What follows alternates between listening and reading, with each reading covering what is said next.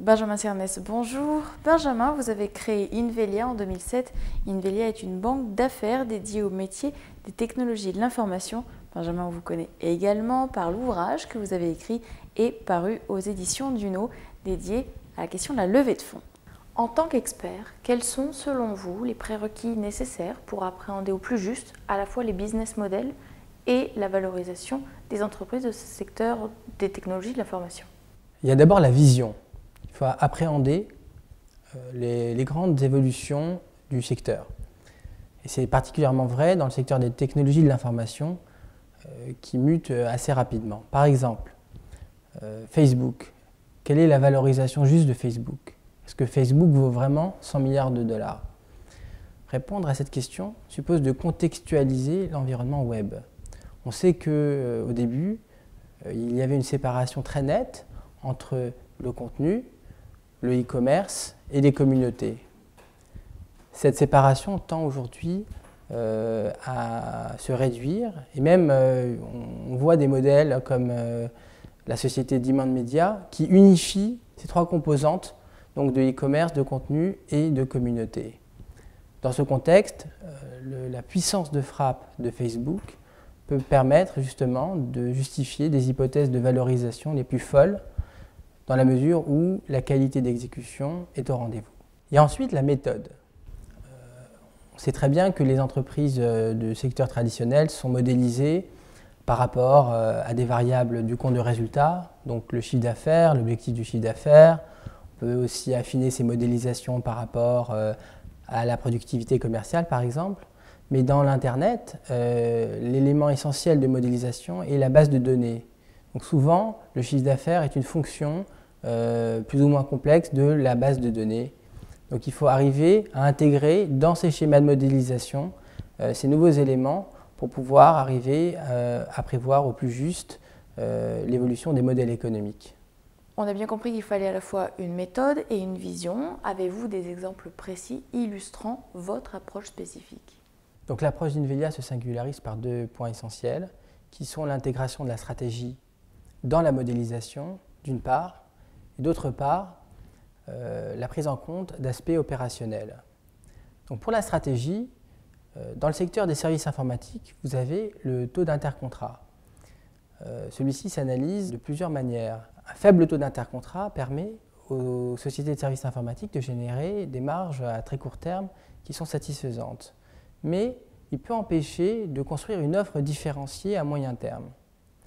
Donc, analyser dans le contexte stratégique le taux d'intercontrat et l'intégrer dans la modélisation des sociétés de services informatiques permet de construire des modèles beaucoup plus justes que ceux qui sont axés sur simplement des parts de marché ou des objectifs de chiffre d'affaires. Pour les problématiques opérationnelles, on parle beaucoup par exemple du SaaS, Software as a Service, qui fait évoluer de manière assez fondamentale le modèle des éditeurs de logiciels. Or le SaaS valorise donc les ordres par abonné. Comment dans ces conditions motiver des commerciaux sur des montants unitaires d'ordre qui sont très faibles? C'est une question opérationnelle. Et il faut l'intégrer dans la réflexion stratégique et dans la modélisation du passage d'un modèle d'éditeur classique à un modèle SaaS. Depuis plusieurs mois, on voit que la valorisation des SS2I flambe complètement. Benjamin, quelle en est votre analyse? Oui, il y a donc eu une inflation du multiple de certaines opérations, par exemple l'acquisition de Prosodie par Capgemini. Alors il faut bien mettre en perspective ces multiples dans le contexte aujourd'hui des sociétés de services informatiques. Donc celles-ci extériorisent un retour sur capitaux qui diminue pour plusieurs raisons.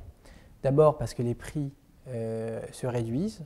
On a vu que l'indice Syntec avait cru cette année, en 2010, de 1%, alors qu'en 2000, les taux de croissance étaient plutôt aux environs de 4-5%.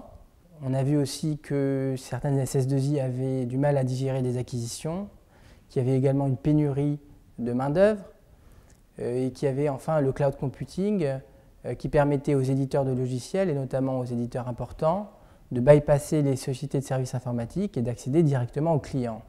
Donc, dans un contexte dans lequel les sociétés de services informatiques sont attaquées, des acquisitions offensives qui permettent de positionner celle-ci favorablement, notamment par rapport au cloud computing, peuvent justifier des multiples de valorisation importants. Mais il faut absolument que ces cibles jouissent d'un pricing power important et permettent à la société acquérante de se positionner favorablement dans le cadre du cloud computing, donc plutôt des expertises autour des télécoms par exemple.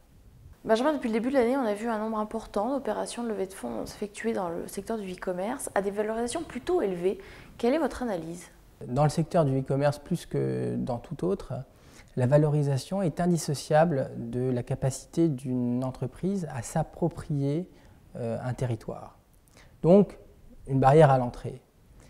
On peut dire que la majorité des opérations qui ont été réalisées en 2011 ont donc été réalisées à des multiples de valorisation qui exagèrent cette capacité donc, de construire des barrières à l'entrée quand on sait l'intensité concurrentielle du e-commerce et que l'essentiel de la croissance aujourd'hui du e-commerce est réalisé par de nouveaux entrants.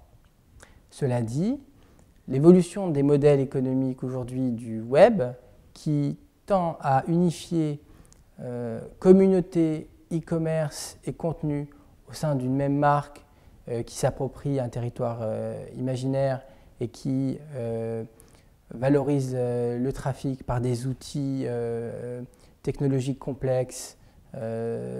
Ces éléments-là permettent justement de justifier des valorisations intéressantes. Donc on peut aussi concevoir que certains sites de e-commerce soient très correctement valorisés.